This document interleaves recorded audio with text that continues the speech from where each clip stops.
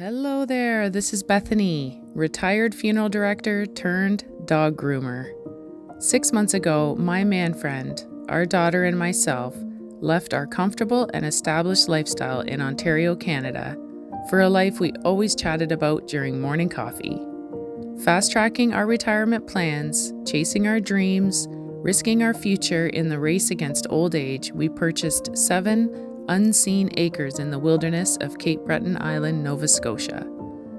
We downsized everything we owned, loaded up a trailer, our dog, 2 cats, ATV, and hauled it to our new land. What we knew for sure was our life was about to make a drastic change. What we didn't know was that we were relocating to the most gorgeous place we've ever seen. We took a chance and it was worth it. Join us as we navigate through our new RV lifestyle, new climate, new landscape, new wildlife, building a world we dreamed of in a place only seen in postcards from the ground up.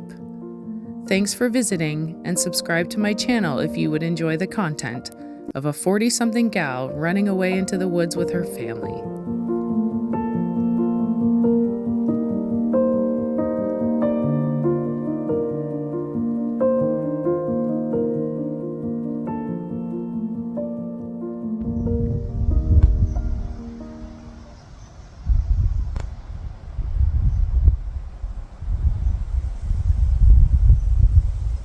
When I was a senior in high school, I started to develop headaches.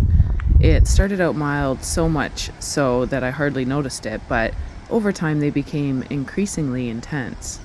Sporadic and random, and then to almost a constant throb. I wasn't sleeping much, but it was because I had a lot going on, I think. I was working part-time in a kitchen at our local restaurant, as well as putting in some hours at the local grocery store. I was in school full-time, and every spare minute I had was spent either at the funeral home, helping out, or on the baseball field. I had a handful of friends and a small social life to maintain also, which was tougher to keep up than all the rest, if I'm being honest. One sleepless night, I remember 3 a.m. I was in the kitchen guzzling some water when my mom walked in half asleep and, of course, asked if I was okay and why I was awake. I told her I wasn't sleeping much at all in the last several months, and it had her concerned. I filled her in on my headache dilemma, explaining that I just had a lot going on and I was tired. Of course, she immediately went into mom mode and wished I had told her sooner. But you see, my mom's dad died of a heart attack when he was only 40, and 8 years later, my mom's mom died of a brain tumor. My sister is a childhood cancer survivor, and my mom is a nurse. She's retired now, but was full-time back then.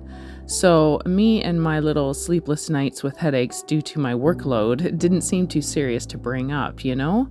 I was raised pretty tough, let me tell ya. But mom wasn't having any of my denial and took me straight to the doctor the next day. From there, I had many tests and blood work, and one thing my doctor was very concerned about was my sleep.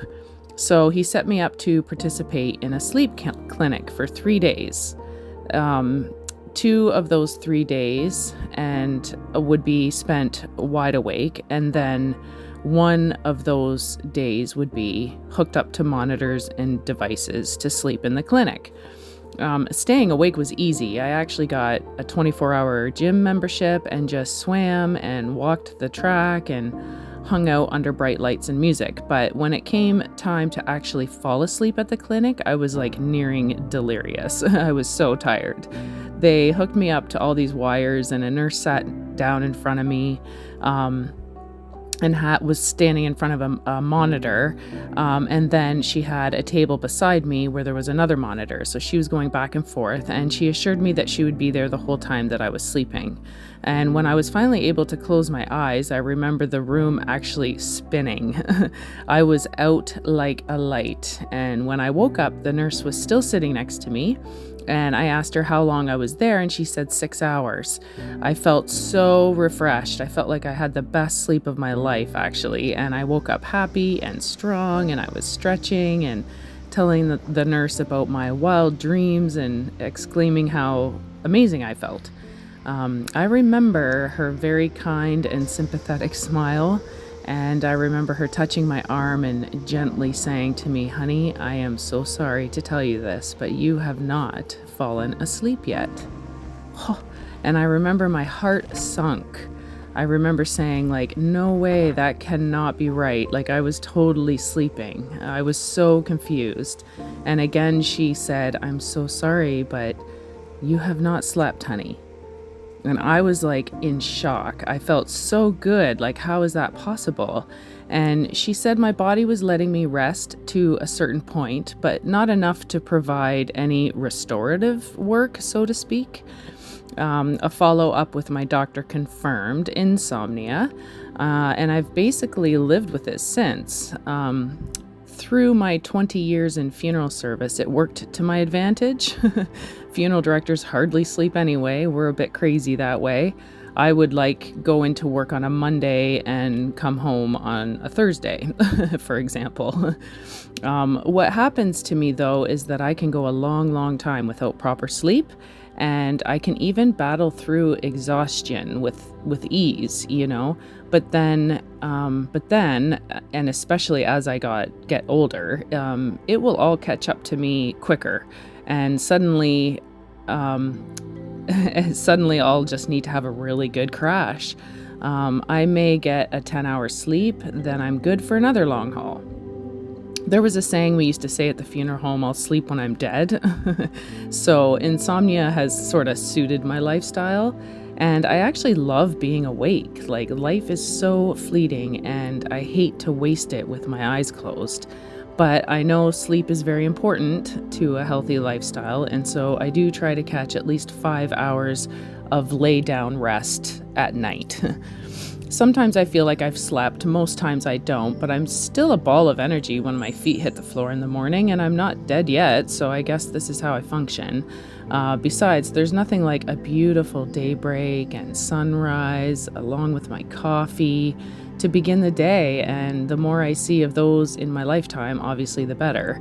Sunrises and sunsets, like two things I thoroughly enjoy witnessing. This week, however, I'm feeling the crash. My energy level is low. My body is aching. My brain is tired. It's hard to put into words, but the best way I can explain it is that I feel overwhelmed and unorganized and anxious. I'm an empath. Sometimes I need complete stillness and peace and silence around me to refuel. Sometimes I need to get a grip on everything going on around me before I can concentrate on the outside world and its people. Because people can be harsh. I mean, most times it's because they don't understand you nor look past themselves to try to understand you, even when you explain yourself. And at this stage of my life, I don't want to bother anyone. I don't want to rely on anyone. I don't want to owe anybody anything. I want solace and refuge for the last portion of my life. I want me and my little family to be in peace. The reality is, though, that one can hide in the wilderness, one can mind one's own business and do one's own thing, but still be exposed to the harshness of humanity. So some things I do, though, to reset my clock, to help me pull me out of this little funk, is I may organize and clean our living space, sometimes change a room around even. I'll jot everything down that's swirling around in my brain, from the to-do list to grocery list to a project wish list. I'll focus and take my time creating an agenda to complete these lingering unfinished tasks. And I'll focus 100% of my energy getting myself back on track. Sometimes I get Manfriend involved and we do a group powwow, more like me venting out loud to him all the things swirling around in my head, like putting his to-do list with mine so we can know each other's game plan. I need to know what's happening around me all the time. I really, really loathe surprises. I hate them with a passion, actually. Never a fan of a blindside. Oh, like, it's just never been a good thing to do that to me. I just never surprise me. Big tip there. Another way I reset my clock is to refresh our budget, like just get my head around it again. And Manfriend is like the financial guy. He takes care of the big stuff like investments and the insurances, and he manages our Ontario property, but also takes care of the building projects here. I take care of our day-to-day living expenses, and I manage this Nova Scotia property, from my small grooming business to the bills, to our meals, to our daughter, her schooling, and her agenda. And together, Manfriend and I have a really good system. We both enjoy our roles, but sometimes I lose touch on what's happening with the big picture, and I can get very stressed out. Let me be clear though, Manfriend is very good with our money, and I trust him with my life. He works very, very hard, and he is super duper smart. But I still want to know what's going on, and it's equally important to me that he knows what I'm up to on my end. And another important thing I like to do to help me reset my clock is to reset the boundaries. It's easy to lose touch with personal needs for the sake of others, you know? I'm guilty of just going with the flow because as an empath, we do things we don't really want to do all the time just to please others, you know, to feel their happiness. I want the world to be good and feel good so that I can be good and feel good. But I'm in my mid-40s now. It feels like I've lived 2 lifetimes, and not just because I've spent the majority of my life as an undertaker. I just grew up very fast around humans, and around humans that were in their worst times of life. And now I'm living semi-off-grid in the middle of the wilderness, doing my very best to escape from the harsh world, maintaining a little tight bubble around my family here in paradise. We're living our wildest dreams, and yet I'm still struggling to keep up with the Joneses. And so my boundary reset is I do not keep up with any Joneses. Like, I hike my own trail. I am stubborn that way. Lastly, that brings me to one of the most beautiful things I do to help me reset my clock. And with much hard work and sacrifice, I have the most gorgeous place in the whole wide world to embrace it. Nature hikes. Hiking alone or with my dog fuels my soul in a way I could never fully explain. When I was younger even, working in the city, I would hike the railway tracks behind my apartment and would revel in the beauty of a small weed growing in the gravel. Wherever I am in the world at any stage of my life, I will find a way to hike with nature. So you can imagine it doesn't take me long to refuel on our land of dreams in this majestic world around me. This week and next, I need to really focus hard on my own agenda. My Manfriend turns 50 next week. What? Our daughter made a huge decision and will be starting a new school next week. What? We have gotten through a few more tasks on the prepare for winter in our RV project, and we have just begun working on the interior of our new shop. What? Let's just say I'll be doing a lot of hiking to help me through. And to kick things up a notch, I'm going to begin exploring the new unseen areas of our land. I'm happy to bring you along, and you can discover as I discover what we have going on the mountainside of our property. Lots to catch you up on my next vlog. Hope to see you then. P.S. Thanks for the ears today.